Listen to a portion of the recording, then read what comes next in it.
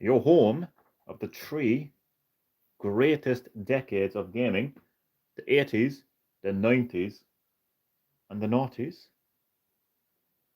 This is my second session of Super Mario Bros. 3.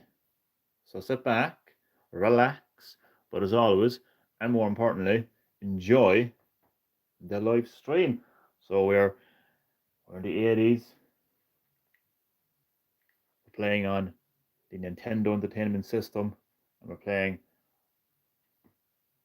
one of the greatest video games ever made, and arguably one of the greatest NES games ever made as well. Super Mario Bros. 3, the iconic platformer. I actually didn't realize you can't save your progress in this game. I may have been thinking of Super Mario World on the Super Nintendo. So I had to call these live streams sessions because I'm not going to be able to complete this game in one go. Like, you know what I mean? I'm not exactly the greatest, 2D Mario gamer of all time. I'm more of a 3D Mario kind of a guy. I flex my 3D platforming skills. I'm not so good at 2D platform. I mean, I'm not saying I'm shit. You know what I mean? I'm not gonna beat myself down that much. You know what I mean? Like, but long story short, I don't think I'm going to be able to complete Super Mario Bros. 3 in one go. So I'm going to call these live streams sessions. You're probably not going to see me complete this game, but you'll see a good few sessions of this iconic game, Super Mario Bros. 3. So I hope that you enjoy. Let's kick off by starting in New Game World 1. Currently have 4 lives. Those are some very happy, I want to say cacti. They look like cacti. See, I didn't call them cactuses. Cactuses. Cacti is the correct term to use. But they look so happy. They're dancing to the music. There's a hammer bro. Looks like he's hiding a hammer behind his back. I think he pretty much is. He wants to smash my skull with his hammer. I'm scared. But unless, let's start. World 1. Just listen to that music. That's the music of a time long gone by when gaming was fun, when gaming was enjoyable, when it was exciting, when we were motivated to actually play games. Oh, how those are the days. But those days are here on Classic Hits Gaming, and that music is blaring, to remind ourselves that the 80s, 90s, and noughties are the three greatest decades of gaming. And I see my friend Alfie, aka Penny. Which would you prefer to be called, Alfie or Penny? Nonetheless, as always, great to have you on Classic Hits Gaming. Thank you for checking out my second session of Super Mario Bros. 3. Hope you're having a good day and enjoy the live stream. Hey man, just thought I'd stop by and say hi. Thank you very, very much for that. I appreciate that. Hello to you, my friend. I hope you're having a great day. So yeah, this is Super Mario Bros. 3, the iconic Super Mario Bros. 3, and I am going to show you something cool in this game that somebody showed me that I never knew you could do. I played this on my first time playing this game was on the Wii Virtual Console. I'm going to pause because you're timed in this game. Then I played a bit of it on the Wii U Virtual Console, but then I played it on the 3DS Virtual Console. And a friend of mine was playing it. I was like, "Did you know you could do that?" And I was like, "No, this is fucking cool." What you basically do is you stand behind this white platform here, press down for a few seconds, a few more seconds. There we go, and voila, Mario is invisible. Where is he? Where did he go? It's a cool little Easter egg, and I was delighted when I first found out about it, and I still think it's pretty cool. Boat. Okay, I'm going to call you Alfie Penny. How about that? I got to go, though, sadly. That's okay. I understand that you have a busy schedule, and that's why I always thank you for taking the time to drop by to say hello. In your busy schedule. So that's perfectly understandable. Have a great day, Alfie, aka Penny. Look at me. Whoop. Hello. Now you see me. Now you don't. Now you see me. Now you don't. Oh fuck, he's back. Okay, never mind. But yeah, I mean, 2D, side-scrolling, platforming, you know, fun gameplay, challenging gameplay, a really, heartwarming soundtrack. That is, I mean, Jesus H. Christ. The soundtrack in this game, I think more than... I would say up there with Super Mario World, right? It's just so recognizable to this day. The soundtrack to gaming, huh? I got me Super Leaf. We don't want to know where that tail goes. I think it's best that we don't go there. Quite literally, actually, if you know what I mean.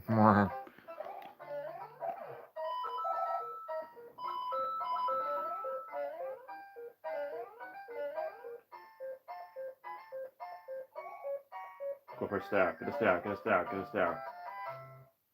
I settled with a mushroom then. Fair enough. Better than nothing. I can't even complete the first level. Am I a noob? Absolutely not. Don't beat yourself down like that. Habs edits. You're very welcome to Classic Hits Gaming, which is your home of the 3 greatest decades of gaming: the 80s, the 90s, and the noughties. Right now, I'm in the 80s, playing the Nintendo Entertainment System. I'm playing the iconic, legendary Super Mario Bros. 3. This is my second session. Thank you for taking the time to join the live stream. Very, very much appreciated. Hope you're keeping well and enjoy. But absolutely not. I mean, this is a very challenging game, and not everyone can pick up and play, platformers as much as the next person. So that's perfectly understandable. Is there any checkpoints in the game? No checkpoints, unfortunately. No checkpoints. This is old school, hardcore gaming. That's the way it was. Very challenging gameplay. This game is known for and praised for its challenging gameplay. So unfortunately, no checkpoints, because it reset after losing. When you lose your lives, you go back to the beginning of the world. There is that at least. So if I make it to the second or third world and I lose all my lives, it won't be completely game over. It won't take you back to the title screen, but it'll take you back to the beginning of the world. So that means if I got to the end of the 4th world, lost all my lives in a level, I'd have to go back to the beginning of that world. But yeah, no checkpoints. Unfortunately, well, I don't see it as an unfortunate thing, but a lot of games released in the 80s and 90s, they didn't really catch your hand like they do now. So it was hardcore, It was grueling at times. So yeah, no checkpoints like there is. Oh shit, like there is in a lot of modern 2D Mario platformers. Oh, I got a fun piece of trivia as well. I'm going to share it right now. I'm not going to waste any time. I'm going to share this trivia. So the chain chomps in the Super Mario Bros. Series that debuted in this game, Super Mario Bros. 3, they were actually inspired by a childhood experience that Shigeru Miyamoto had, the co-designer, co-developer of this game, the legendary Shigeru Miyamoto, the father of Mario, quite literally. So he was walking home from school one day, or he was walking home from somewhere anyway as a kid, and this dog ran after him and almost attacked him, but the dog got to the end of its chain, so it couldn't attack Shigeru Miyamoto. So that's where the whole chain chomp thing comes, because in the games, they can attack you if they get to the end of the chain. I think that's a pretty cool piece of nostalgia there. Not nostalgia, well, it is nostalgia, but a piece of trivia there for Super Mario Bros. 3.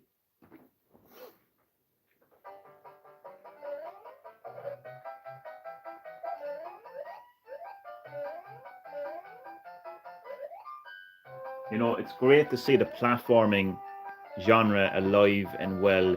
Look no further than Astrobot, that released today on PlayStation 5. My copy came today. I played about an hour of it. I played the first 2 levels of the first planet.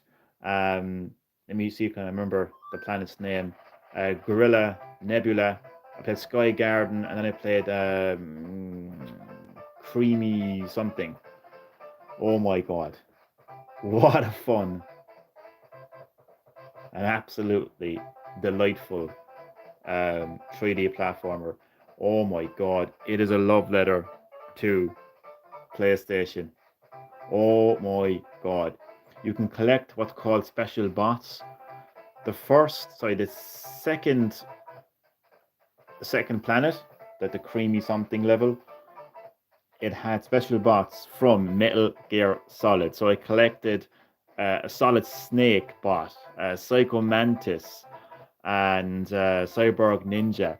The nostalgia, even before I played the game, when you're creating a save file, there's memory cards that represent each file. Oh my god, it's just so nice. It's nice to see that the shooting genre, the FPS genre, the online multiplayer genre, it's great to see that they haven't killed platforming, and it's so nice to see PlayStation really go back to its roots for platforming, because you look at some of the most like iconic and loved PlayStation 1 games, and you're talking about Spur the Dragon, Crash Bandicoot, platformers, Rayman, platformer. I know Rayman was on multiple consoles, to be fair, but yeah, Spyro the Dragon, Crash Bandicoot, platformers. The platforming genre is alive and well. It's great to see that games like Super Mario Bros. And the entire Mario Bros. Series and other platformers that released after the original Super Mario Bros. It's great to see that they still have an influence on the gaming industry, and yet the platforming genre is alive and well, and I'm so glad that it is. And Astrobot right now is leading the way when it comes to fun platformers. It is a significant and serious challenger to Mario. You cannot take Astrobot, like, you have to take Astrobot serious as a competitor to Mario.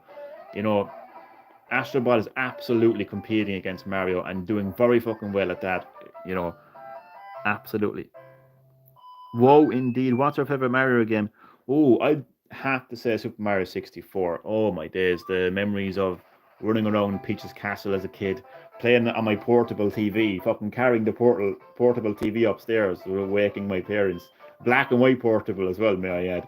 Fucking hell. Does it go any old school than that? More old school than that. Love that game, collecting all the stars. Yeah, Super Mario 64, hands down. And it's great to see that Super Mario 64, which established and gave us all 3D platforming as well as 3D gaming in general. Like, Super Mario 64 was the first video game to have true, fully rendered characters, game worlds, and being able to move around in full 3D as well. So it's great to see again. Super Mario 64, was the seed, and it's great to see the lovely flowers blooming to this day. And one of those lovely, colourful flowers is a game called Astrobot on PlayStation 5, which is an absolutely outstanding platform. I know when you play at the beginning of it, but it's just so nice. And apart from the gameplay and the visuals and the audio, I mean, the love letter of the PlayStation. It's like the Super Smash Brothers it's like a platformer version of Super Smash Brothers for PlayStation, because you're encountering all these special bots from previous PlayStation IP. Some of them are not even exclusive to PlayStation anymore, like Metal Gear Solid, but it's so nice to see it. I love it. Hello there, Classic Beta Mario. Love the name, by the way. Thank you so much for dropping by my Super Mario Bros. 3 second session. This is Classic Hits Gaming, your home of the three greatest decades of gaming, the 80s, the 90s, and the noughties. Right now, you are in the 80s. Yes, you have entered a time machine and you are now in the 80s. We are playing the Nintendo Entertainment System. Well, I am, but I'm showing you it. And we're playing Super Mario Bros. 3. Great to have you in the live stream. Hope you're doing well and enjoy. Oh, I forgot to go into the mushroom house. So I will say, if you like platformers, in particular 3D platformers, if you've got a PS5 and you're not a Nintendo fanboy, and you don't just say, I only play Mario, I only have a Switch, I'm not going to buy a PlayStation. So yeah, if you're not like that, and again, you love 3D platformers and you've got a PlayStation, I reckon you should check out Astrobot. It's a pity that there's no demo, but I don't think you need a demo, really. You will love this game. If you grew up playing games like Spyro the Dragon on PlayStation and exploring a 3D game world and collecting stuff as well, because you collect stuff in Astrobot, like special bots and puzzle pieces, and there's like hidden levels as well that you can unlock and you can find. If you like that, if you love PlayStation, if you love the heritage of PlayStation, the history of PlayStation and all its classic IPs, like well, not IPs, but games that were exclusive to PlayStation 1, like Metal Gear Solid, for example, you will love Astrobot. You know, I don't want to tell anyone to go out and buy this game, but I'd highly recommend it nonetheless. Oh, I'm very impressed with Astrobot. I feel like as the stream goes on, I'll be talking a lot about Astrobot going forward. But let's pop into this mushroom hut. Pick a box. Its contents will help you on your way. I'm sure they're going to go for the last box. It's a mushroom. Yeah, it's basically your head. It's a toad's head. Has anybody ever really noticed that, like, a mushroom is Toad's head? You're consuming Toad's head. That's pretty dark, isn't it? But it's true, like. Oh, I love these. Line them up.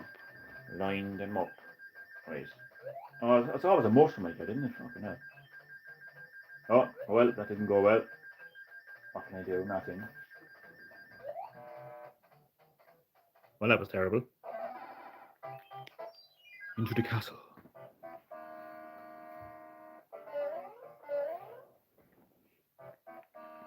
You know, I think what made video games challenging, I think more than any other reason, apart from like challenging gameplay, is the fact that you couldn't save your progress. So you weren't scared of falling into the lava. You weren't scared of getting hit by the fireballs. You weren't scared of getting crushed by Bowser or falling into a pitfall. You weren't scared of losing your lives. Well, actually, you were scared of losing your lives, because what you were really scared of was, well, no, not even that, because this game allows you to stay in the one world, even if you lost all your lives. What you were scared of was the time where you had to turn off your console.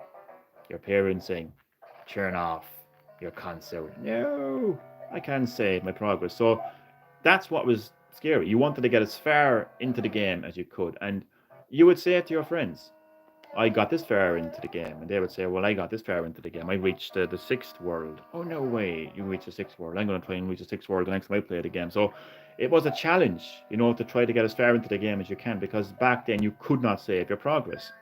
We take for granted now. I mean, saving our progress in a fucking video game is like, is just as expected as you know, pressing a button to jump. You know what I mean? But back then, you couldn't do it. So it was a challenge. It was a challenge to get as far into the game as possible. On top of the fact that the game was challenging, you know? Yeah, and like on top of the fact that the actual difficulty of the game was pretty challenging. It's snowing.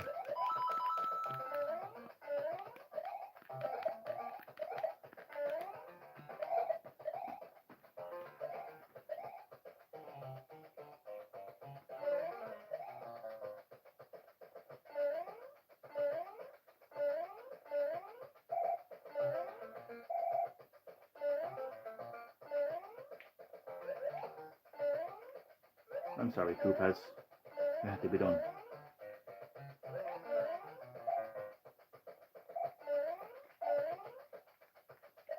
Oh!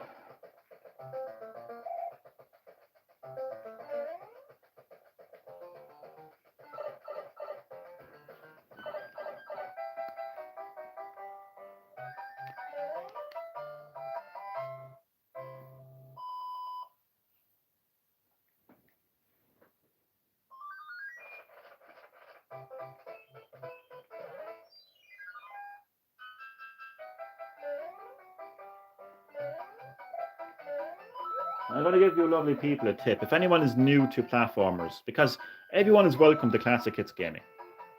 You know, everyone is welcome. I would say that my channel is aimed at gamers who grew up in the 80s, 90s and noughties, and people who have a passion for games that were released in those decades. So that basically means, like, whether you're in your 30s, 40s, or even 20s, or even younger, as long as you have either grew up in the 80s, 90s, and 90s, or have a passion for the games released in those decades, this channel is primarily for you. But in saying that, this channel is for everyone. So if you're watching this live stream right now and you've never played this game, you don't know anything about it, you've never played a platformer before, and you're looking to get into platformers, I have a tip. When you're making a jump, like a tough jump, right? And I'm going to try and talk through this now as I do it. So, for instance, right, I want to make that jump. I want to jump onto that platform there. So what you want to do, right, is jump. It's hard to explain right now, right? So I'm pressing forward and jump, and I'm going to press back the second I land on the platform. So that ensures that I don't go sliding off the platform, because that can happen a lot in platformers. So again, even though I don't need to here, I'm going to jump, press back, just like that. Jump, back. Well, you probably don't want to do it when the platform is moving away, like, but in general, like, you want to press back just to make sure that you're going to land on the platform. It is Classic Hits Gaming Tips 101. The platformers can be pretty tough, like, to people who've never played them before. They can be surprised. I mean, they can be surprisingly tough, like, you know. What the hell is that? I don't even know what that is. I don't think this has ever happened before, for me anyway. Oh, you can't jump through them. That's gonna be. Oh, you can. What the hell? Wait, I'm confused. Oh.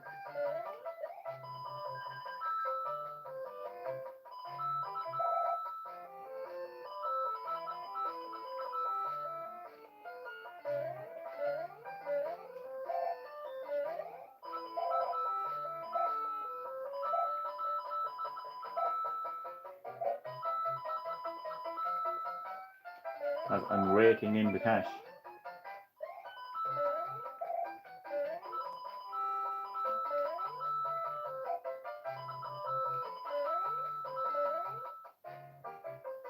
Like, I think it's so nice to see, like, here I am collecting coins in Super Mario Bros. 3, you know, part of a series that created and defined 2D platforming.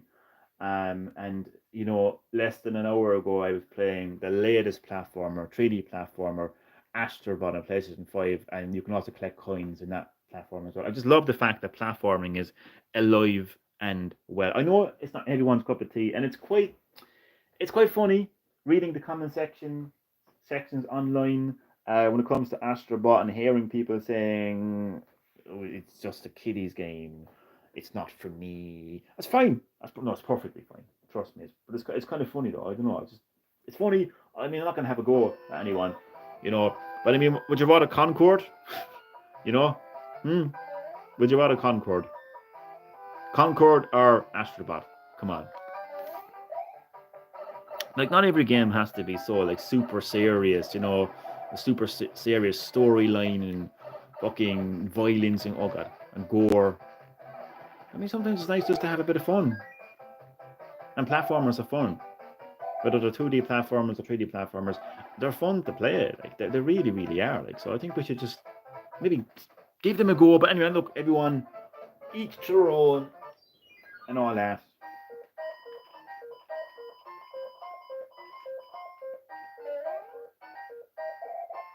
But I actually really want Astrobot to be PlayStation's mascot. Like, I don't think he really has one right now. I mean, there's some pretty big, like, PlayStation has big games. You know, we're talking God of War. You know, we're talking Spider-Man, right? Even the new IPs. I mean, they mightn't be as popular as the other ones, but I mean, you still have, like, Eli from Horizon series. But I just think there's something about Astrobot that just really, it just delivers on what gaming should be all about, which is just pure fun, really. I think he should be the mascot. And I'm telling you, don't sleep on Astrobot. I just completely forgot where the fucking thing was. There it is. Don't sleep on Astrobot, because it is a serious contender to Mario. I think PlayStation can absolutely compete with Mario when it comes to Astrobot. And what's great is, like,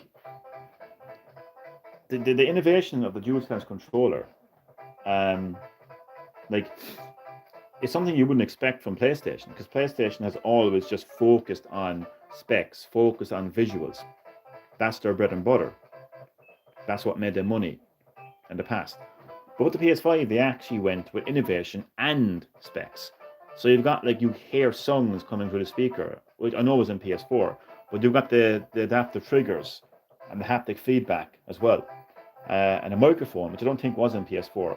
I don't think it was. Also, a microphone. So the songs come through the speaker or DualSense, but it's also a microphone, which I don't think was included in the PS4. I could be wrong now. But nonetheless, all that innovation while having the specs, which is something that I think that gives Astrobot an advantage over Mario, you know. And also, Astrobot does more than just deliver fun, amazing looking 3D platforming, but it's also a love letter to, to PlayStation. It has special bots like characters from past PlayStation games, so it's so nice. It's so nostalgic. So it has the specs and the innovation, which is an advantage over Mario, as well as the nostalgia factor as well. I see Chatty Boy is in the live stream. They rather make Abby from The Last of Us the mascot. If they make Abby from The Last of Us 2 the mascot of PlayStation, then heads will roll at Sony, and I'll be the one rolling them. Imagine that, though. That's nightmarish stuff there, Chatty Boy. Chatty Boy, as always, welcome to Classic Hits Gaming, your home of the 3 greatest decades of gaming. This is my 3rd session of Super Mario Bros. 3. Thank you, as always, for taking the time out of your day to join this live stream. Chad, how's your day going? Chad, Astrobot. Oh, it's terrible. The king has been transformed. Please find a magic wand so we can change him back. I will. I'll do that now. But I'm in love with Astrobot. I really, really am. It's just. Oh, I just love the fact that platforming and 3D platforming is just on fire. And it's great to see it. Like, I mean, who needs Concord when you can play Astrobot? I love collecting stuff in platformers, and you collect stuff in Astrobot. So I'm loving it.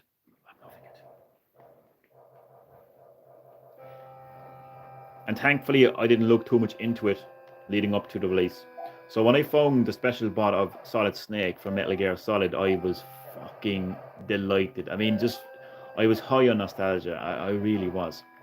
And again, that is just something about this series that just makes it unique compared to Mario or Sonic, is this love letter to PlayStation. The PS1, the PS2, the PS3, the PS4, and even PS5. Because it just has these special bots you can get, and I'm pretty sure you can collect like consoles as well. I know you could in Astrobot's Playroom. I don't know if you can do it in this new game, but like just coming across like a special bot of Solid Snake, and even Psycho Mantis as well, and Cyborg Ninja, just that feeling of nostalgia is just amazing. And it's just something you don't get when you play Mario. Like, you don't play Mario and come across like fucking, like, the thing Mario is Mario at the end of the day. Like, there's no, like, what Nintendo has that is similar to Astrobot is Super Smash Bros., but it isn't a platformer. It's obviously a fighter. But just seeing those those characters from other PlayStation games showing up in the game, it's just so nice. I love it. Anyway, that's me simping over Concord. Jesus Christ, that's me simping over Astrobot. But I'm sure I'll talk about Astrobot as the live stream goes on. Creator of Resident Evil and the studio who made Hi-Fi Rush and Evil Within fans called out for censorship. What did he do? Oh, what did he do? Well, I have to respect that guy, though, because he created my beloved Resident Evil. But what did he do? David Jaffe, hoping Sony brings back Crapcord better than before. Oh my God, burn the thing.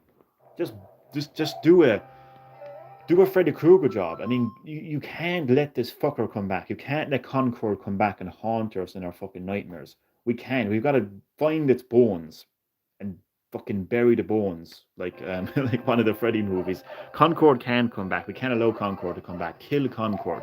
Kill the thing. Kill it with fire. Kill that fucking thing with fire. Kill that fucking horrendous fucking freak show. We don't need that in our lives. We need Astrobot. We need fun games. We need games that people actually want to play, that people are talking about in a positive light. We need games that are different. And Astrobot is different because it has this kind of it's different because you're going through this game, not only playing it and having fun, but you're coming across characters from like Metal Gear Solid, Ratchet and Clank, and it just fills you with nostalgia. You know, that's what makes it different. I mean, I understand that the 3D platform genre isn't unique. It's been around since Super Mario 64, of course.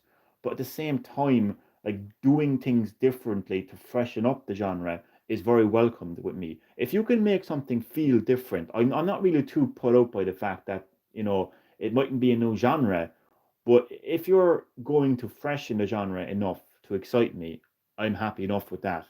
And I feel like this love letter to PlayStation approach to Astrobot is what makes it different and what makes it unique from a 3D platformer.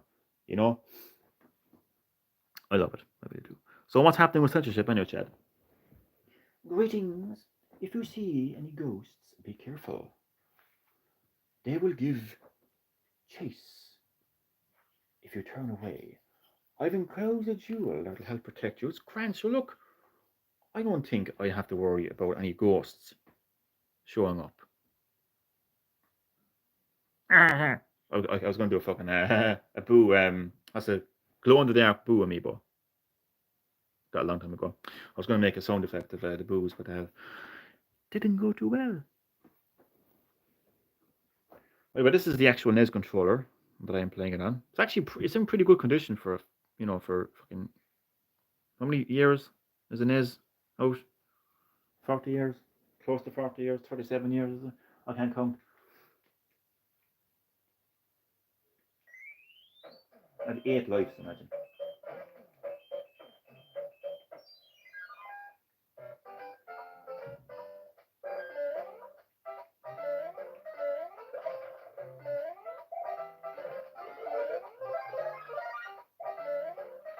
Get away. Oh, you bastard.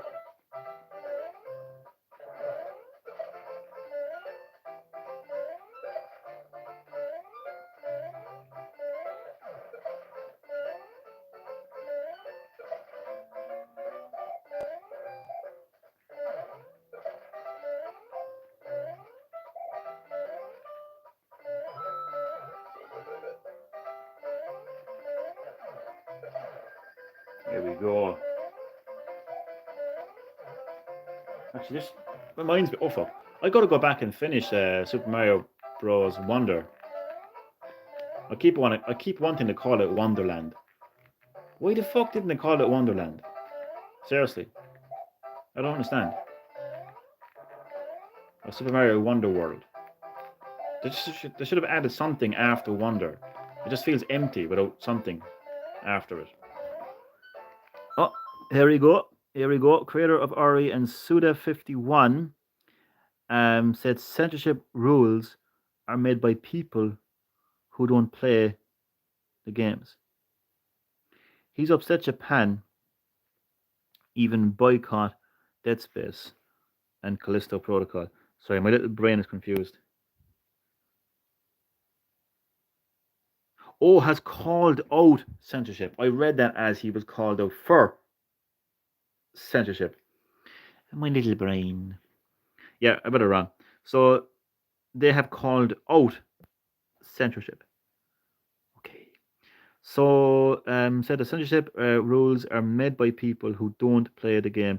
Absolutely. Anyone who gets offended by video games and says video games are not inclusive enough and diverse enough and this should be censored, they're not people who actually play video games. And if they do, they're a microscopic audience of the gaming industry. It's pathetic, really. So Concord is proof of that, really. By people who don't. Well, to be fair, the main reason why Concord failed was because it was a boring game and nobody wanted to actually play it or pay for it, at least anyway. Don't play the games. He's upset. Japan. He's upset. Japan. Even boycott. Dead Space and Callisto Protocol. Why were those games censored?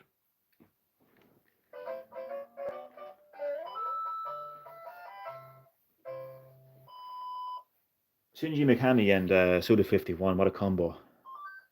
Are they making a game together? If so, that would be unreal.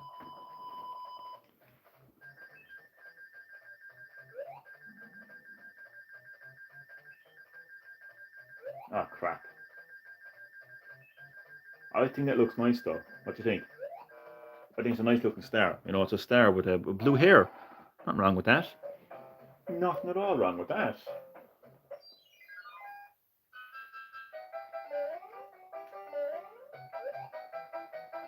Oh shit. That's close now.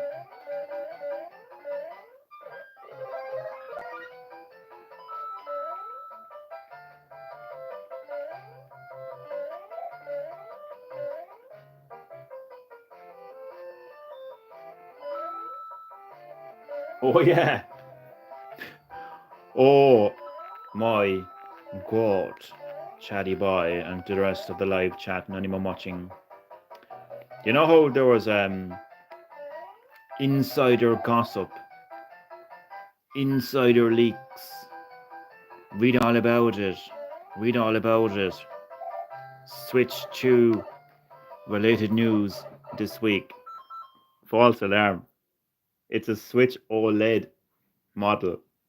I think it's a bundle. I think it comes with Super Mario Wonder. I think some type of new Switch OLED anyway is being announced this week.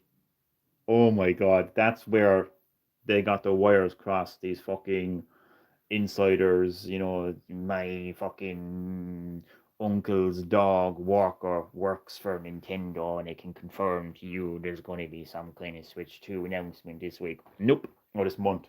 Nope. It is a new Switch OLED model, which actually makes sense, actually, because Nintendo are pushing out, you know, everything now. I mean, they had two back-to-backs directs last week. They're continually showing new trailers for the new Zelda game, the new Mario and Luigi game. Um, so yeah, they're pushing out all that. You know, so to basically try and sell, you know, their remaining fucking stock of Switches, you know, going into the end of this year, start next year, it makes sense. I mean, at the end of the day, this console is still selling. Games are still coming out on it. People are still buying those games. Nintendo does not need to release a new console as a business, you know. And even as from the point of view of gamers, they're happy enough to buy the Switch and play their games. So there's no real demand for a Switch 2 right now. It doesn't need to happen right now. It doesn't need to happen. And he's also taking a break from horror. So, Jesus, what's he gonna? What would he be known for? Like, what the fuck can he do without? This is another Hideo Kojima situation here. Like, what's he gonna make? Fucking, some game where you're a plumber. You know, some game where you're a plumber, and you're like not Mario, but you're still a plumber. Those two games are banned from Japan, like Mortal Kombat, due to their. Oh, that's right, yeah. Give me a Switch Lite OLED already. I know, yeah, Chad. Who knows? I'll be right back there. Give me about 2 minutes.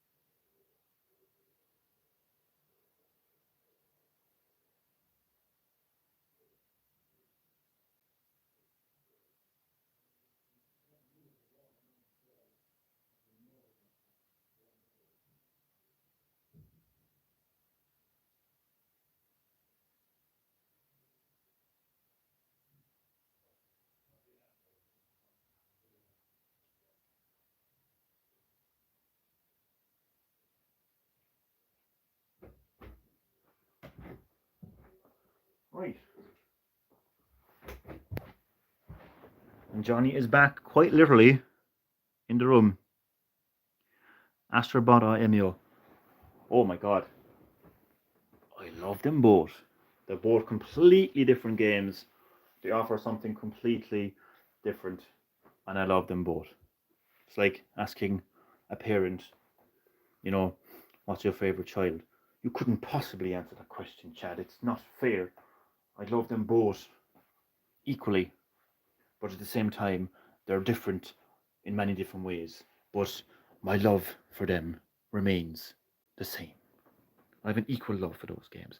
It's kind of funny though to see like a shift because you have Nintendo making this 18 rated mature murder mystery game, you know, about a 15-year-old teenage boy being murdered and you got to solve that case. And there's the urban legend of the smiling man, you know, which is a man who appears in front of crying girls with a paper bag with a smiling face drawn on it, promising them an eternal smile, killing them, killing these young teenage girls. You know, all these murders that are connected to this urban legend. I mean, Nintendo making that game, then you've got like, then you've got Sony, PlayStation, giving us this really fun, you know, colorful, you know, platformer like Astrobot. You know, it's hilarious, but I love it though. You know what I mean? I love it though. It's like the roles have been reversed.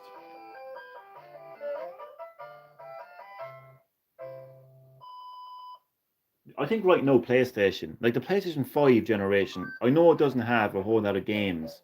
We could definitely benefit with more games.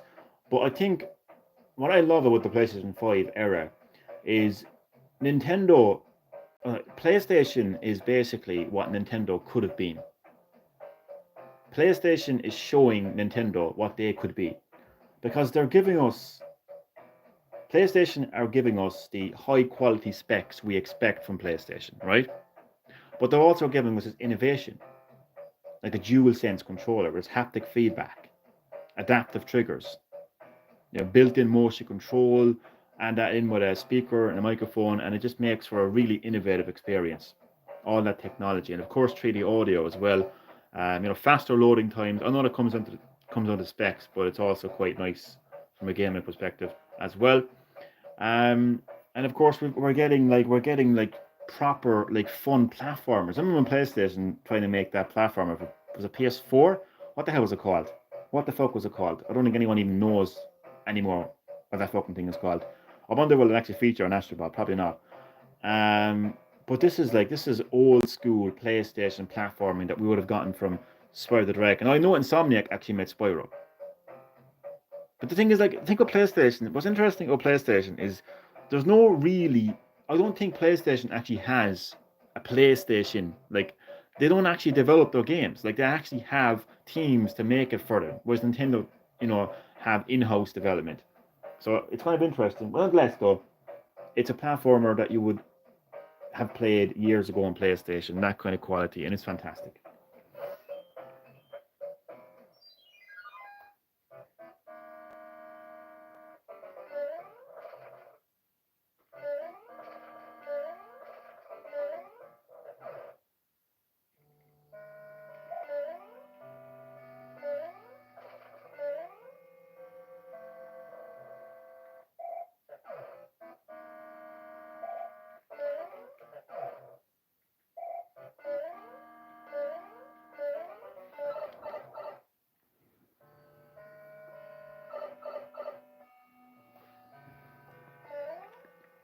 If you stop and you think about it, there would have been a time, like even on the PS3 era, like PS3, Xbox, or 60 era, where like us platforming gamers, you know, us gamers who love our platformers, we're kind of like concerned and worried like that, you know, these first person shooting games, um, these like soulless, depressing brown games. That's what they used to call them, brown games. That's not a racist term, it's a true term. All these games that look so brown and depressing. Like we feared that they were going to like replace these really colorful, fun platformers that all we were going to be playing were these like depressing games, depressing fucking, yeah, just depressing stories, depressing backgrounds, um, on top of like shooting games and online multiplayer games. And now we have the situation where we have Concord versus Astrobot. And which of the two do you think will win? I wonder. So yeah, once again, it's nice, it's great, it's fantastic, it's amazing, it's glorious to see that the platforming genre is alive and well, and PlayStation right now are actually the ones that, in my opinion, as of right now, this minute, are actually leading the way, because it is a quality 3D platformer. But you hear people though, and I mentioned this earlier, like fair enough if like platforming isn't your cup of tea. And fair enough, like if you don't like cute and cuddly games, and why wouldn't you, you depressing bastard? But anyway, um, but you hear people saying, "Oh, it's only 10 hours long." I think it's great. I don't like games that are too long. It has no multiplayer. Great. I don't want multiplayer. I want to play this game on my own. I want to collect stuff. I want to take my time doing it. I don't want some fucker screaming in the headset, "You go over there, baby, yeah," or something. You know what I mean? I'll do what I want. I'll take my time playing the game. What else did I hear people saying? Like, they were listing all kind of things anyway. Like, I mean, fucking hell. Like, I don't like when games are too long. Instead, Fortnite replace shooters. Yeah, it's true actually. So look, Fortnite has become its own thing. It's become its own brand. It's advertising brands. Facebook is a big, gigantic, humongous piece of shit. No, I'm joking. It's oh god, I'm pissing off the Fortnite heads now. But it's become a joint digital billboard where video game companies will pay them to advertise their franchises. Basically, that is what Fortnite has become. Have I completed it? Oh, I'm actually confused now. Hello, Hammer Bro. Oh yeah, died. Had to get him tonight. Oh shit.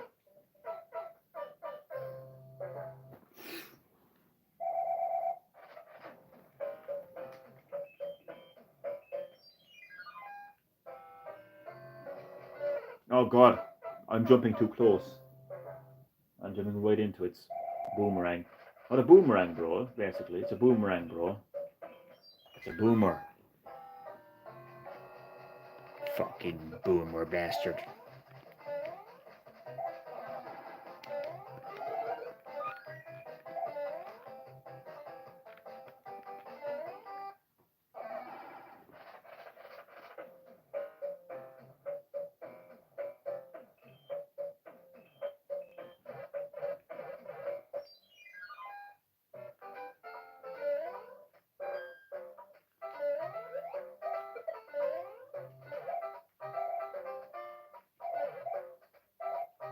Oh fuck.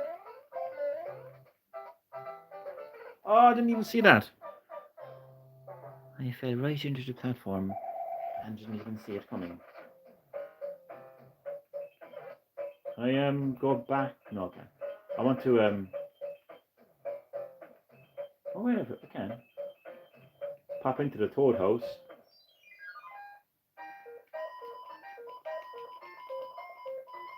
I'll go for the middle box this time. A lovely mushroom. How nice. How lovely. Speaking of Emio, well, I know you brought it up like 10 minutes ago, but I'm still, Chad, in my head after I play the game, trying to solve this case. I think I have it figured out. Well, a few things figured out anyway. There's these two, there's a brother and a sister. Years ago, they had a fight. The brother made the sister cry. She ran off. The grandmother came home to him upset that he upset his sister. And the grandmother was like, "Where's your sister? She hasn't returned home yet." So he runs off looking for her. Okay, I think he bumped into the smiling man trying to harm his sister. Um, she managed to run away. He approaches him. Smiling man approaches the boy, There's an urban legend. The urban legend says that if you laugh at him, he let you go. So he got away. But I reckon that he chased after him for hurting his sister, ended up either seriously wounding him or killing him, because there was a missing man who was, oh no, second, never mind, he was missing before. This man was missing before the kid was missing.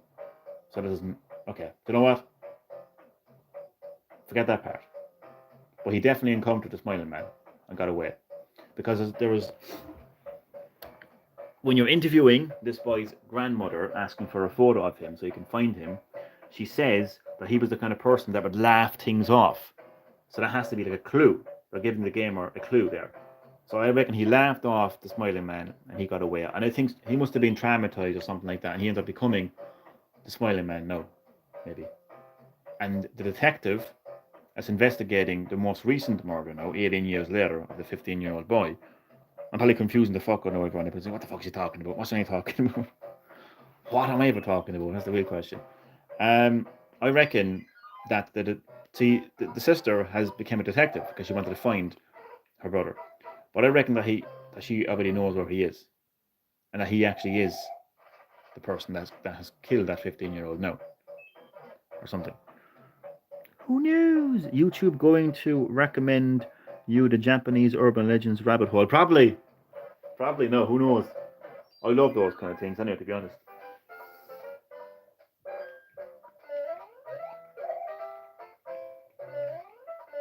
And I'm convinced though, and I said this even when I was playing Emio for the first time, even when I was playing the first part of the demo, because Nintendo gave you the first 3 chapters as part of the demo.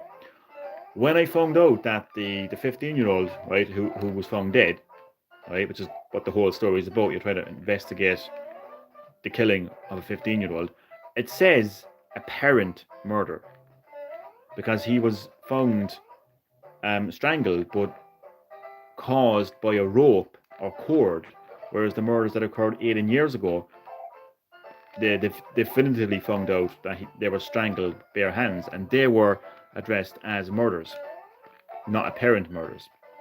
So I was thinking, from the very beginning, this person committed suicide, and somebody put the paper bag over his head to make it look like it was a smiling man, for whatever reason. Now I'm convinced of it, because one of his best friends also felt that he committed suicide. And there's some very shady people in the school that he went to, including the teacher. I reckon there must be some kind of cover-up. I reckon something happened because his friend, one of his female friends who he really liked, she ended up having feelings for this teacher, declared her love to him. He was like, whoa, hold up, you know, this can't be happening. Because he was like fucking in his mid-20s and she was like fucking 14, 15. So he heard this, right, and got very upset. And he was very upset because his grades were slipping and he wanted to get into a school, so his grades were slipping. I reckon finding out that the girl that he really had feelings for ended up having feelings for a teacher hit him over the edge, quite literally. He commits suicide. The teacher finds out somehow. How, I don't really know. But I reckon it's a cover-up. And the school is trying to cover it up. They heard the urban legend and they're trying to cover up the suicide because they feel guilty for his suicide and they're trying to make it look like it was a murder. That's one of my many theories. I can't the game is so fucking good that it doesn't want me. It doesn't want me to solve the case. It doesn't want, the game is not going to be obvious. It doesn't want to be obvious. It wants to surprise me. It wants me to get to the end of the game and genuinely be surprised. But I'm like, fuck off. I'm going to solve this before I finish the game. But it's so hard to do that, you know, because it keeps on throwing these red fucking, like one of the things is like, so you find out about the urban legend pretty much at the beginning of the game. About a smiling man that appears in front of crying girls, puts a paper bag over their heads with a smiling face, and kills them. But then you find out that there's actually another path to the urban legend, like a different version of it, where it's got nothing to do with the killer, and it's actually about his very sad story. So it does throw like a spanner into the works all the time. You're like, oh, you know what I mean? This is not making sense. But that's what makes the game good and really like immersive is the word that everyone uses. Like it has me very intrigued. I think a game that can occupy your mind after you've actually like turned the game off, that's a good game. That's the sign of a really, really good story.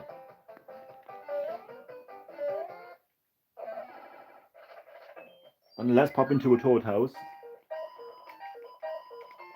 See those items at the bottom of the screen? I don't actually. How do you actually use them? Because I actually forget. I think you have to press select, isn't it?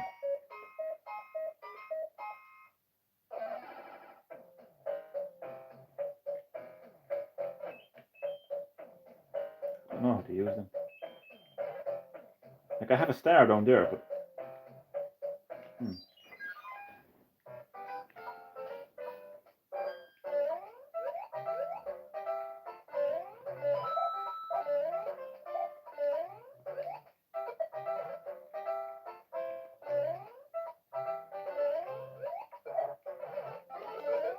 Oh, you bastard. I was literally going to say skillage. And then I missed.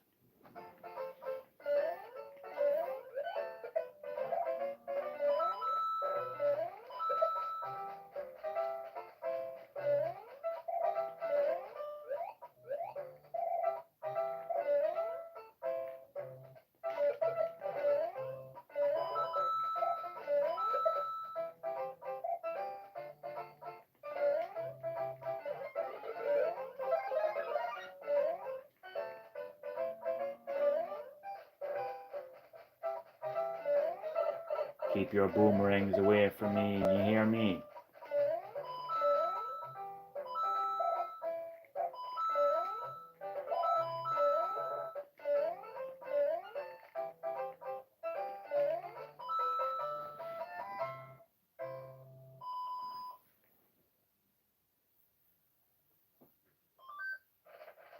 So, you know how I have 2 lives now? Like, so if I lose those 2 lives, the game won't bring me back to the title screen. It will bring me back to the start of this world.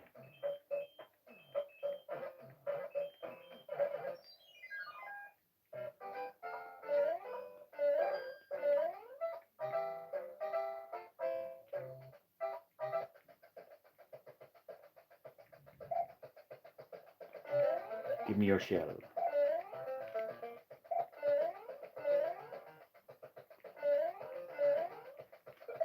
Oh shit.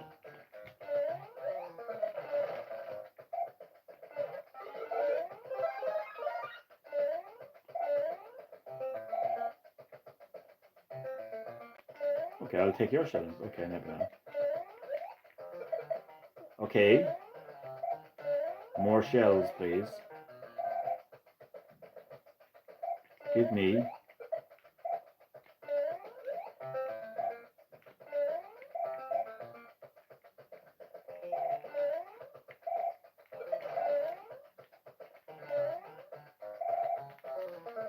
Aha.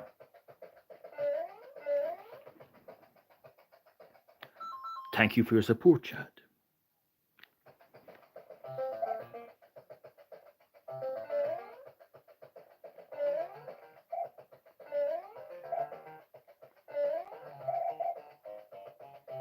Oh, I can also confirm that I got the Astrobot DualSense controller and it feels amazing. In your hands, it just feels. That matte finish. Oh shit, I'm backwards. Come back. Fuck's sake. Is that, I believe it's the first DualSense controller that has a matte finish. Next game will be WWE. Okay, Chad, write that down. Oh, sorry, no, sorry. I'm actually putting it down. I'm confusing myself. Okay, which WWE game would you prefer? Just pick one. Chances are I probably have it. So pick a WWE game, please. I'm going to write down. Oh, Jesus Christ, what was the other game? Somebody yesterday recommended a game. Ah, fuck. Okay, I know there was a Dragon Ball Advance game. I'll write that down. Am I moving my camera? Just give me 2 seconds now. There was somebody in the stream yesterday and they mentioned a game. I know that Penny mentioned Dragon Ball. I can't even fucking spell. I think that was Dragon Ball Advance. Was it called Dragon Ball Advance? Did you know what it was called again, Chad? And you can pick your double game. Yesterday somebody mentioned a fucking game and I don't know what it was. Oh, Jesus, gonna mind me now.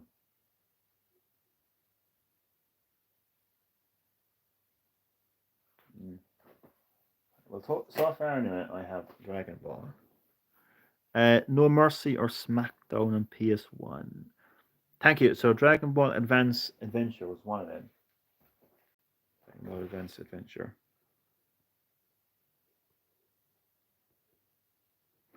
I am probably going to pick SmackDown because that's one of my personal favorites as well. I think I do have that actually. I hope I do actually. I better confirm it actually first, to be honest, before I do put it into a poll. Can you remember, were you on yesterday's live stream? Did someone mention a game? And I said that I would add it to a poll. What the hell was the name of the game though?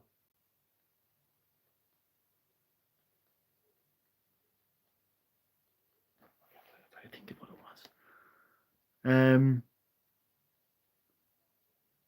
Bring back the lovely game because of the McMahon Netflix documentary. Oh shit, man! There was a game that someone mentioned. Fuck.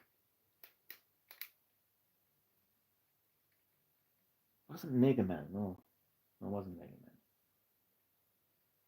He mentioned it. Oh, he or she mentioned the game, and I said I would add it to a poll.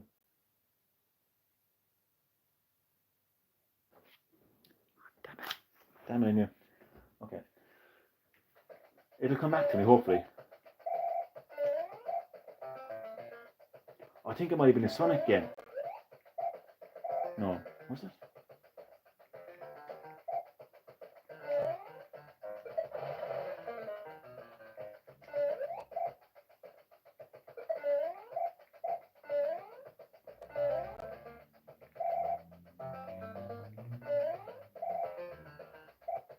Oh, that's going to irritate me now.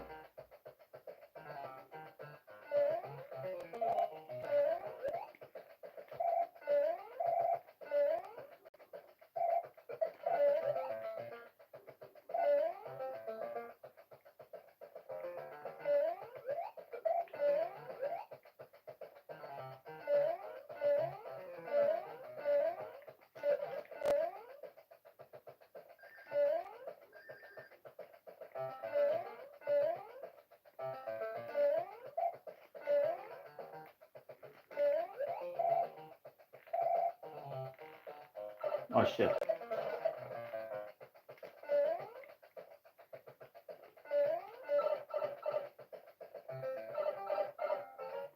Oh shit. Close one. I wonder what that game was. I wonder what that game was.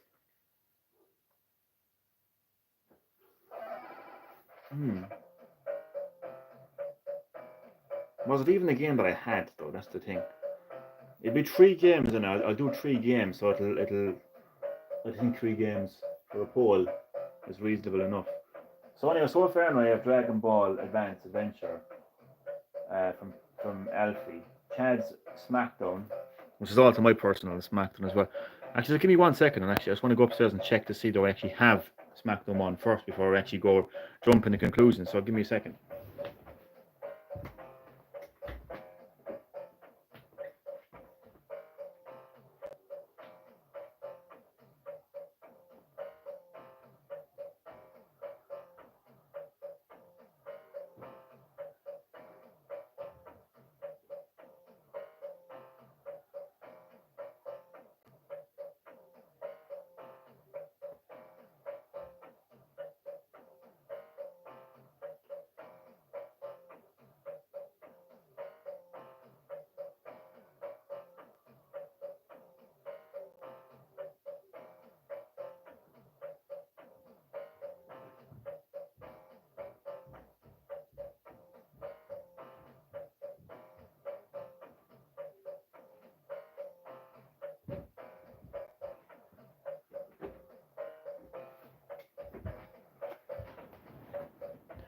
Okay, Chad, we have a little bit of a problem. I don't have WWF/E SmackDown 1 on the PS1, but I do have SmackDown 2. But I also have No Mercy. So I'm going to give you the choice. Which would you prefer to be added to a poll? No Mercy or SmackDown 2? I'm still trying to think of that game. Are you going to watch the documentary? I might actually, yeah. My friend Joke as Bret Hart is going to be in. He probably will be. He probably will be. I'm only here in this goddamn documentary because Vince McMahon screwed me. And I'm never going to get over that fact.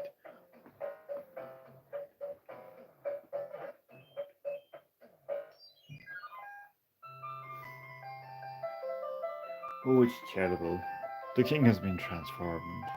Please find the magic wand so we can change him back.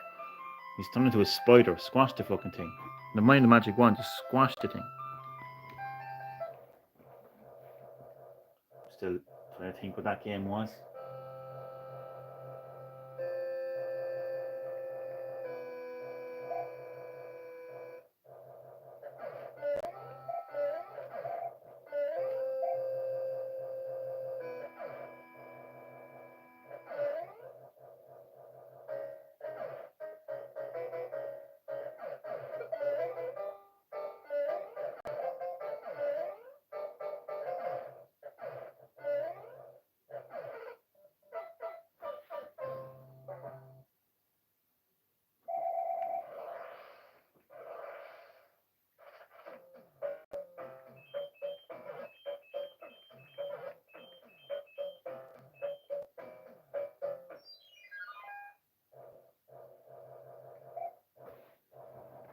It'd actually be nice if I actually made it to the third world. I think what I'll just do is I'll just wait until someone recommends a third game, and then I make a poll. But what I will say though is the next game on Classic Hits Gaming has already been determined, so it will more than likely be after that game that I will do a poll. It's nice to do a poll from time to time, to give you lovely people the opportunity to vote for what you want to see.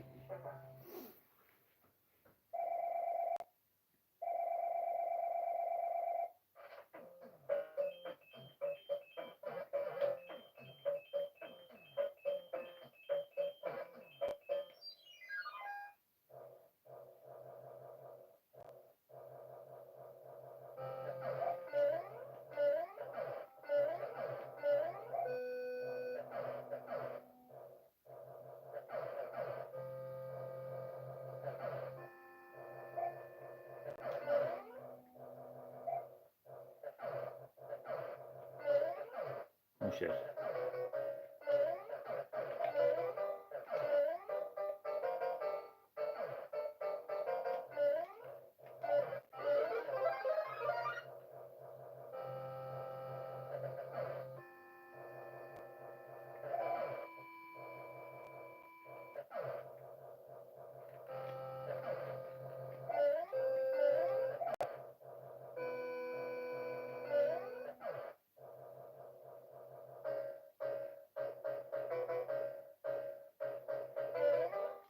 Oh my god. I hate these fuckers so bad. So much. Oh.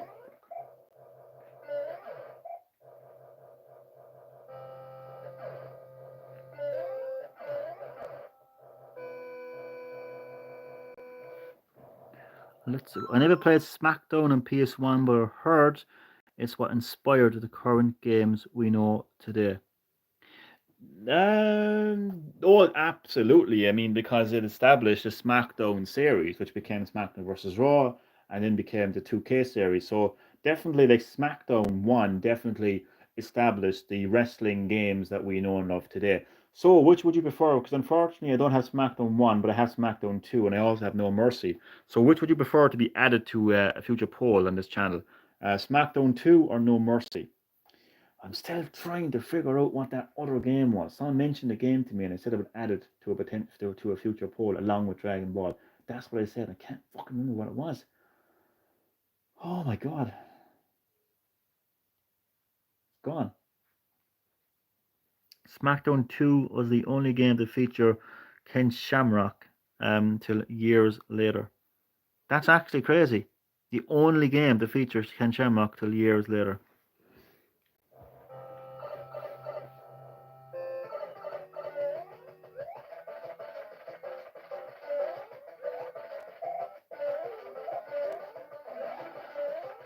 Well, he was actually the easiest boss, hands down. Look at that. Defeated in no time. So which would you prefer, SmackDown 2 or No Mercy? This is like a pre-poll poll.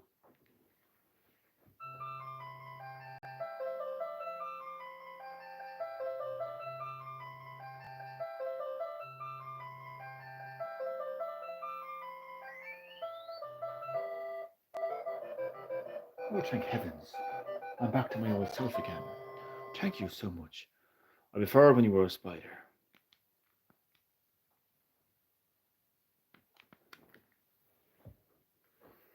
You can stomp on your enemies using Goomba's shoe. I've enclosed a jewel that'll help protect you. Where exactly is the jewel? I don't see no jewel.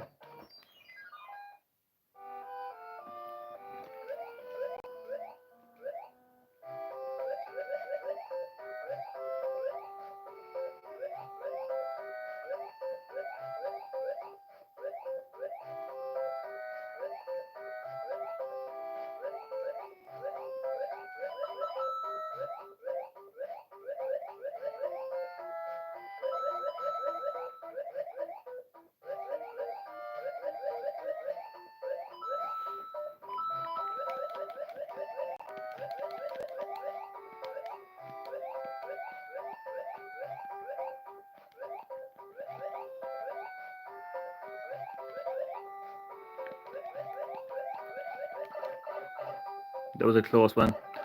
No Mercy is being added to the list. Chatty boy, consider it done. Consider it done. So we'll cross off SmackDown and replace it with No Mercy. No, I just need to think of that third game that was mentioned to me a while back. Fucking hell. I feel like it's there somewhere, but I can't. Metal Slug. But the funny thing is, I don't think I have Metal Slug. But I think you mentioned Metal Slug, but I don't actually have Metal Slug. I think it was either Coil or who else? Oh, fucking hell. Bradley. Coil or Bradley mentioned, I think they mentioned Metal Slug, but I don't know if I said I would add it to my list. I don't even have the fucking game. That's the thing. I think it's on the Nintendo online service, Metal Slug. I have no idea.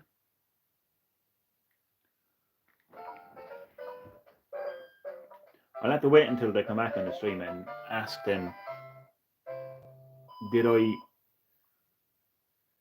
say I'd add Metal Slug to a poll? Old age, man. Memory's gone.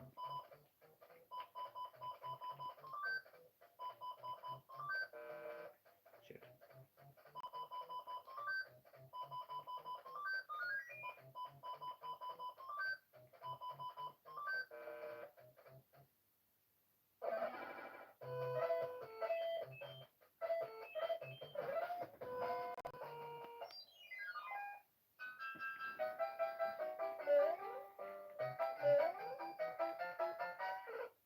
Oops.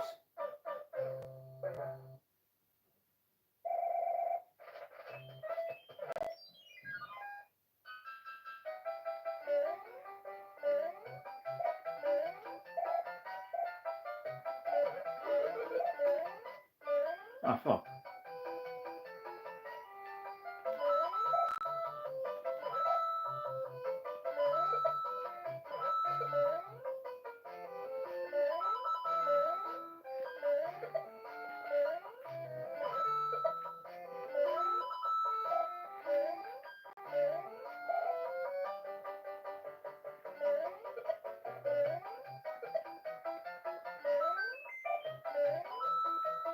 Oh, fuck.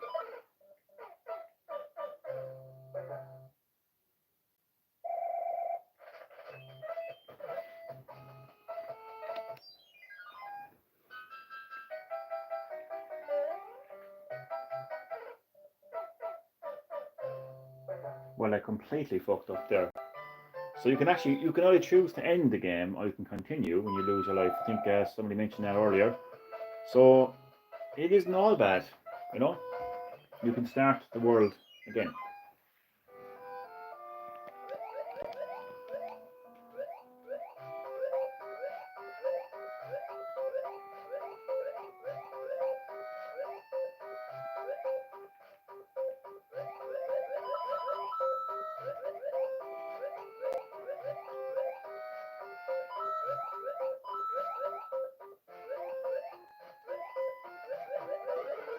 Ah, for fuck's sake.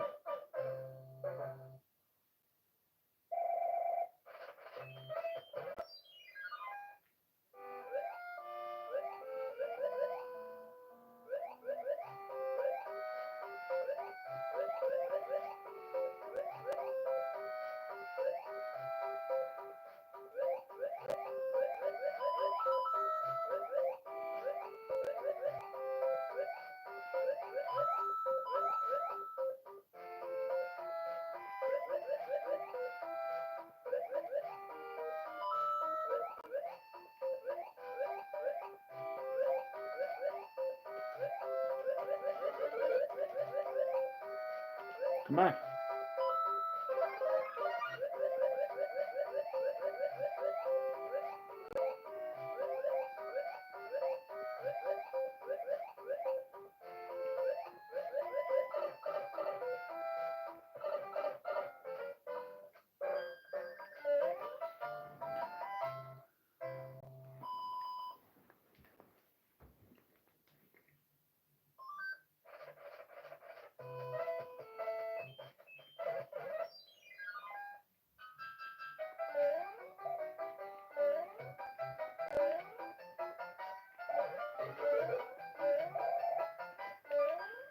Aha. Oh shit.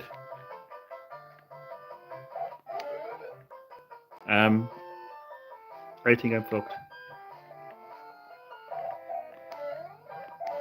Is there a platform?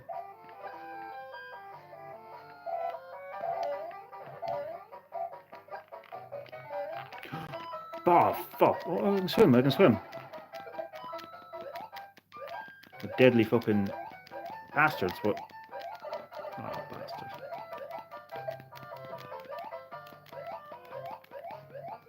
Oh, this is not safe. Shit.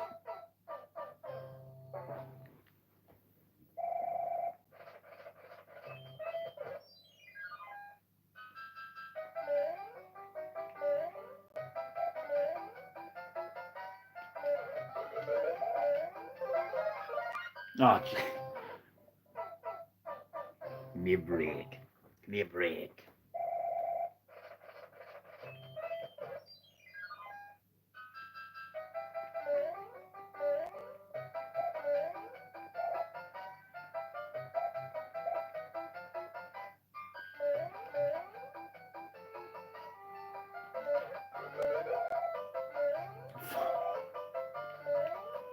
Oh Jesus.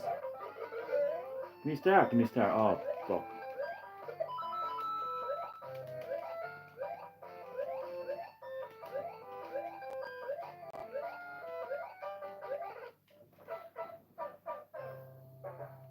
Saber Tack, where's Astrobot? Astrobot is inside my PS5 and is having a great time.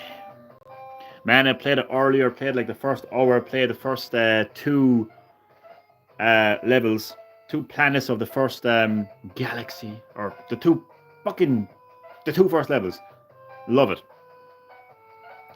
But right now is all about Super Mario Bros. 3. Screw Mario. John, play Astrobot. I did play it off stream. But this is Classic Hits Gaming, Saber Tack, your home of the three greatest decades of gaming, the 80s, the 90s, and the noughties. So we're in the 80s now with the Nintendo Entertainment System playing the iconic, legendary Super Mario Bros. 3, one of the greatest video games of all time. and one of the greatest NES games of all time. Thank you for taking the time out of your day to join the live stream. Very, very much appreciated. How are you doing? When will Modern Hits Gaming... Modern Hits Gaming. Modern Hits. Jesus Christ, that would be a very fucking... That would be a very fucking short fucking... there wouldn't be very much games to showcase there, man. Let's kick things off with one of the greatest video games ever made in the modern era. Concord! Yay! Nah, man. Classic Hits Gaming. This is what this channel is, man. This is what this channel is, man. We're playing the game that paved the way to Astrobot, Super Mario Bros. 3. It's great to see that platforming is alive and well and on fire right now, and Astrobot is fucking waving the flag high and proud for the platforming genre. What a game it is. Man, when I came across Solid fucking Snake as a special bot, man, it just filled me with joy, filled me with nostalgia. That's what Astrobot is all about, man. It's a love letter to PlayStation and all of the games that released on PlayStation platforms over the years. Fucking love it, so I do. And I didn't look too much into the game as well, so these are genuine surprises to me. So it's so good. Me okay. I'm glad that you're okay, man. How's your studying going? Man, I'm buzzing.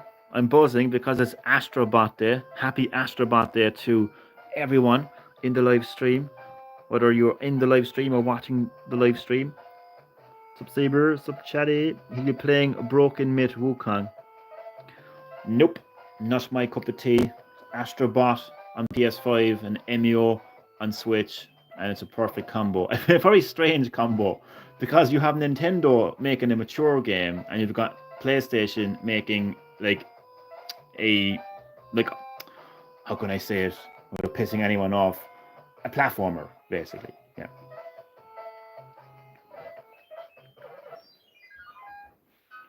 Did you play Astrobot, Sabertack? Or are you ordered yours physically, so you have to wait a bit longer to get it, is it? I just realised I can drop down like that and get the mushroom. I feel so stupid now.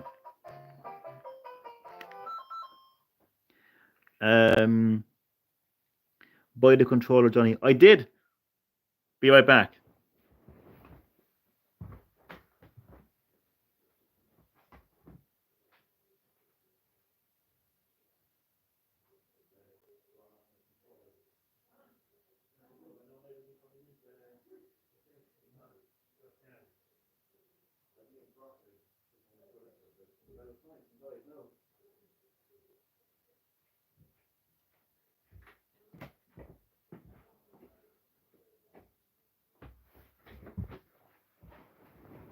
Who wants to see greatness? Who wants to see one of the greatest controllers of all time? There it is. I had to. Sabertack, you were right. What a controller. Matte finish. MATTE. It's beautiful. It feels so nice. I had to. So I traded in my red DualSense controller and my blue controller, and I got €90 in CEX. And I basically, this controller was €80, so I put the €80 towards. I had €15 left, and I got Lord of the Rings trilogy on DVD. But it's a beautiful controller. It's, as you said earlier, though, Sabertap, before, it's a pity, I don't know if you can see it, but it's a pity the LED, the lights aren't LED. The fucking eyes aren't LED. But it is a thing of beauty, indeed. So there it is now. No, didn't get the copy yet. Don't worry, man. You will have it in no time. You will have it in no time. It'll it's good to be looking forward to something, because you'll be really excited when it comes in. You know. Was there any option for you to upgrade to the deluxe edition? Oh, sorry, I didn't check that. I will check that for you later, Sabertack. But here you actually don't need to get the. If I am correct, I don't know how correct I am. And I see GGP is in the live stream as well. I'll get your comment in a moment, GGP, but thank you so much for joining the live stream, as always. Thanks for taking the time out of your day to join Classic Hits Gaming, your home of the three greatest decades of gaming, the 80s, the 90s, and the noughties. This is my second session of Super Mario Bros. 3. She'll come in a moment. I think the, do you know the fucking the content that you unlock? Obviously, apart from the soundtrack and the art book, I think you get everything later on in the game anyway. So you don't necessarily need to get it. But I will check later on for you. Oh, look at that beauty indeed. The fuck is that? How dare you? How dare you? That is GGP. Shame on you. That is the Astrobot DualSense controller. That's your god right now. You worship that motherfucker. You worship that motherfucker. That's what you do. That's what it is. That's your god. Modern Hits Gaming will be playing Minecraft Movie. I will in my arse. This is the only limited edition controller with glass handles. Yeah, exactly. That's kind of one of the things that actually motivated me, to be honest with you. White bumpers as well. Exactly. I wanted the avatars and the official soundtrack. Oh, okay, fair enough, fair enough. Do you know what? It's actually okay because considering the price of other like big PlayStation games, it's actually quite cheap anyway, standard. So getting the deluxe edition actually doesn't cost that much money, really, when you put everything into consideration. And you're right, Astrobot does have a fantastic soundtrack, so that's actually a very good point. If there's actually an option to upgrade, I actually might upgrade actually myself because some games on PS5 are like 70, 80 euro. Anyway, this is 65 euro for me anyway it was. So I'm happy enough getting the fucking deluxe edition, to be honest with you. I worship no one. You better worship me. That's what you better worship. I need to sell a game to get the controller, but I feel like I don't really need it at the same time. That's kind of how I felt. So that's why I felt I didn't need it because I had 3 controllers at the time. But when I realized I could trade in 2 of my controllers to get 90 euro, I said, why not? Find a game that you've either completed that you have no use for and trade it in, and hopefully you can get some money you can put towards it. Hi Chad and Saber, hi GGP. So I have to wrap up this live stream now very quickly. So let's do a few more levels of Super Mario Bros. 3, and then I gotta go have something to eat.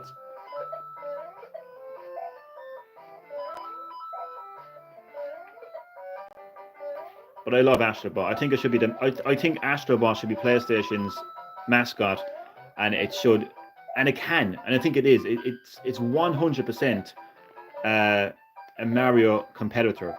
Astrobot can 100% compete against Mario without a shadow of a doubt. So Astrobot should be a mascot for PlayStation and a massive competitor to Super Mario. Absolutely. And it's such a, what makes Astrobot unique compared to Mario in particular is this love letter approach to the game. This love letter to PlayStation and all the great games that released on PlayStation platforms over the years, bumping into special bots like Psycho Mantis, Cyborg Ninja, and Solid Snake from Metal Gear Solid, which is one of the most iconic PS1 games of all time. The feeling you get when you encounter those special bots is something you don't feel when you're playing any other platformer. Obviously, PlayStation has the specs advantage. I mean, look at how amazing this game looks in 4K. Far better graphics than any Mario game you're ever going to play. But it also has the innovation of the DualSense controller. So it has many advantages over Mario. So it's a serious contender to Mario. He'll trade it into CX when he gets stick drift. Hopefully I won't. Don't jinx me. Dead Space is sitting with me. I don't ever see me replaying it except trade it in, man. Go for it, man. Astro's Playroom is basically nostalgia. Yeah.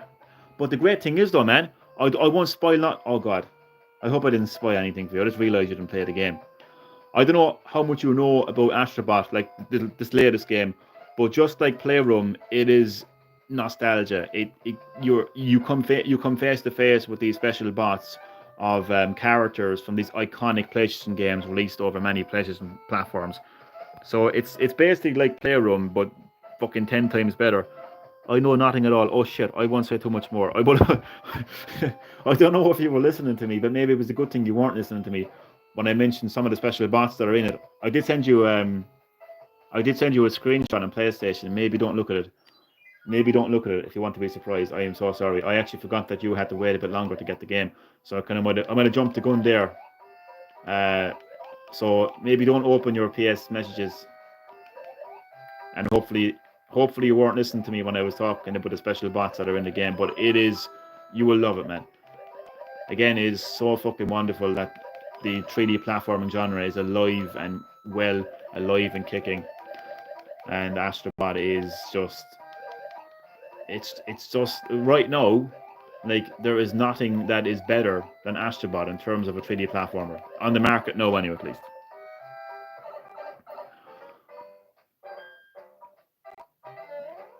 So I will going forward now, I will avoid spoilers.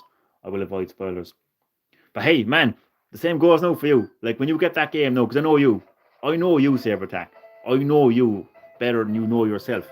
You will be playing that game from fucking morning to night, back into night again, back into the next day until you absolutely platinum that game. You won't put that controller down until you have that game platinumed.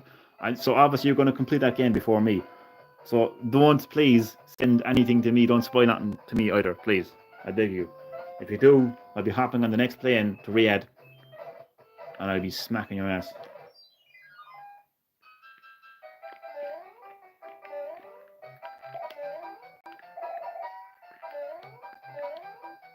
I keep forgetting these donut platforms that drop down by themselves. So jump back up, get the mushroom, boom.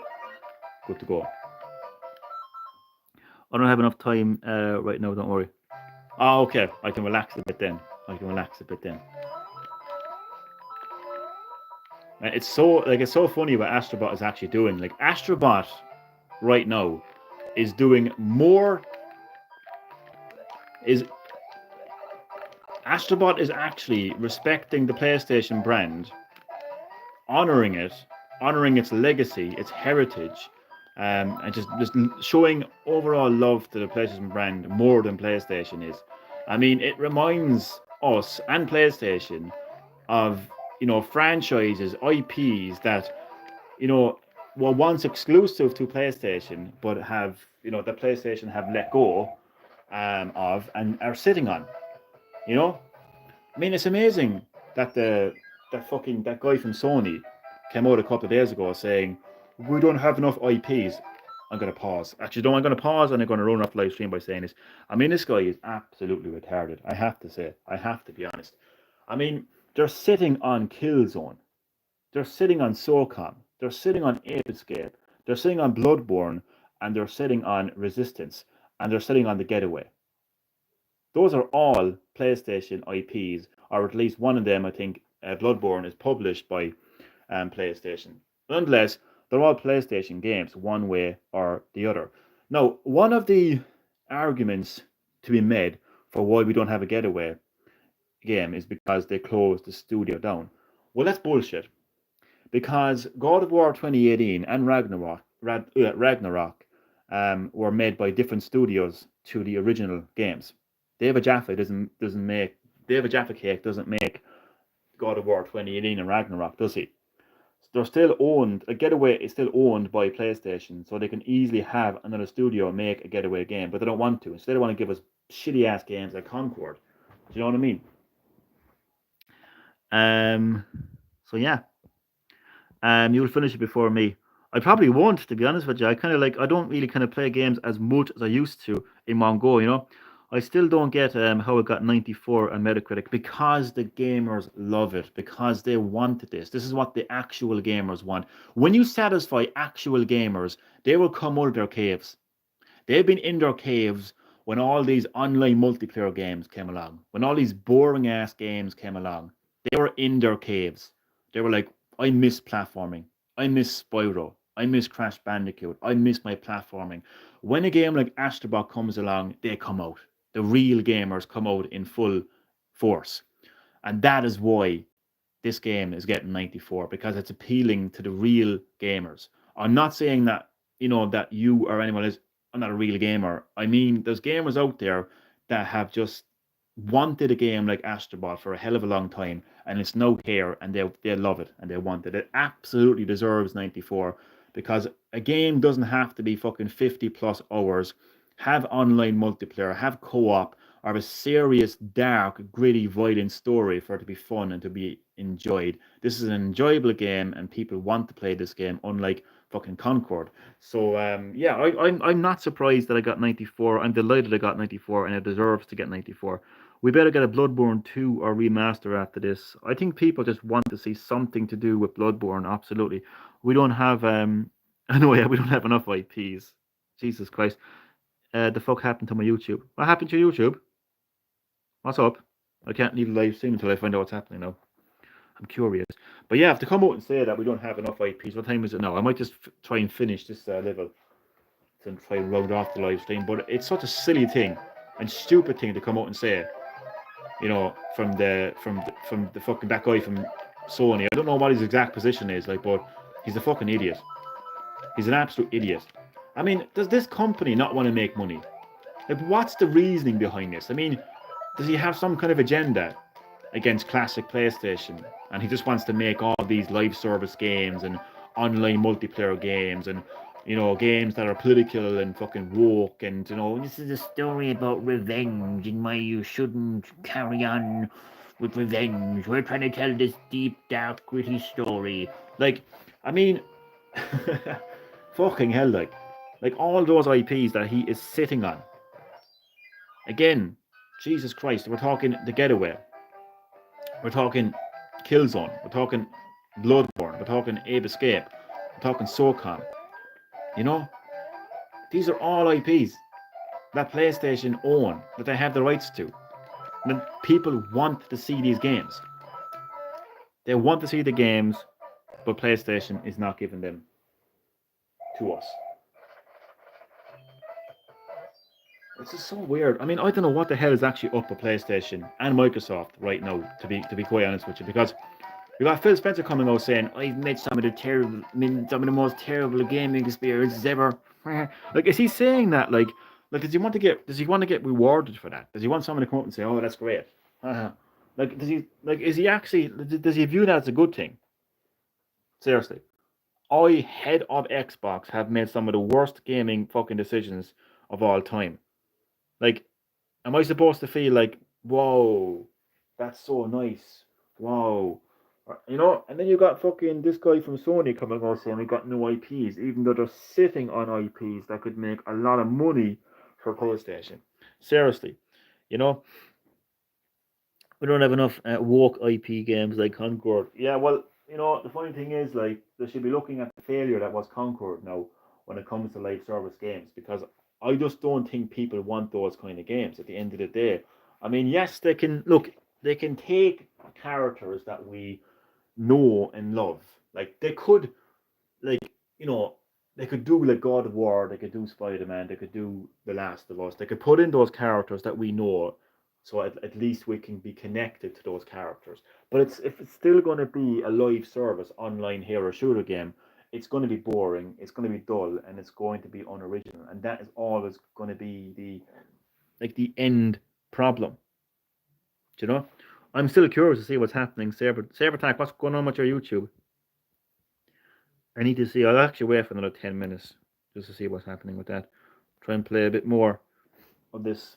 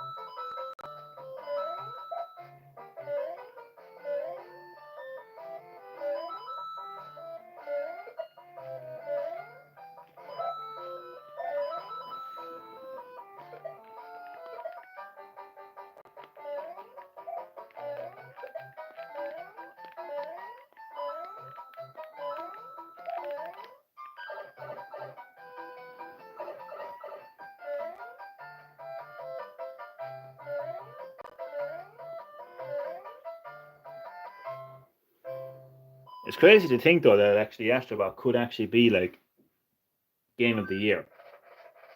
You know, or at least game of the year contender.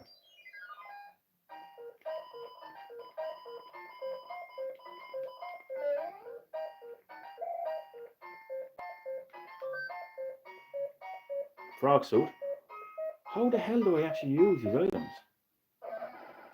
I think it's to press a button. Something.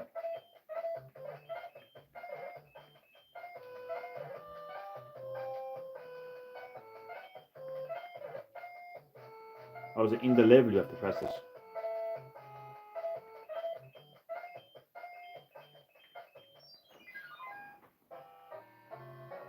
Thank you, Chad. Oh shit. That's a lot of hammers. Shit. Ah, look at this then, mate. Look at that, what to do with the water, so you can't get in that proper jump. Well, it's game over. It's game over, and it's the end of my second session of Super Mario Bros. 3. Thank you very, very much for watching. Thank you for taking the time. All of your busy schedule, because everyone has busy days, everyone has things to do, places to go, all of that jazz. Rolling up my NES controller there now. Hope you enjoyed. Thank you always for your support. Very, very much appreciated. I will see you next time for session 3 of my Super Mario Bros. 3 live gameplay. So enjoy the rest of your day. I'm still curious to see what happened. Sabertax, YouTube. I'm a curious individual. So yeah, see you next time. Goodbye.